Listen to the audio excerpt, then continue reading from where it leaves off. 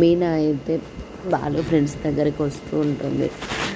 వచ్చి అడుగుతూ ఉంటుంది, బాలు ఎందుకు ఆటో కొనుక్కున్నాడు, కారు అమ్మేసి ఆటో ఎందుకు నడుపుతున్నాడు అనేసి అడుగుతూ ఉంటుంది. వాళ్ళు ఎట్లా షాకే చూస్తూ ఉంటారు. నాకు ఇప్పుడు నిజం తెలియాల్సిందే, మీకు తెలిసే ఉంటుంది కదా ఎందుకు ఆటో నడుపుతున్నాడు అనే విషయం చెప్పు అనేసి అంటూ ఉంటాడు.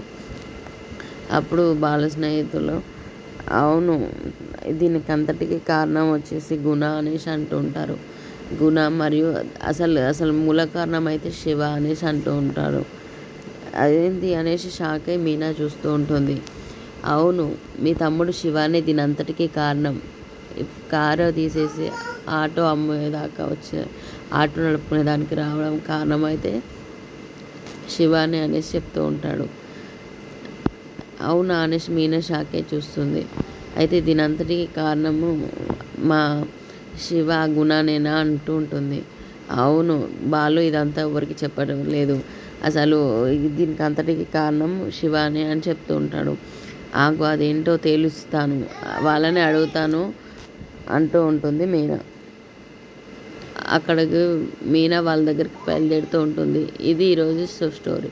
Please subscribe.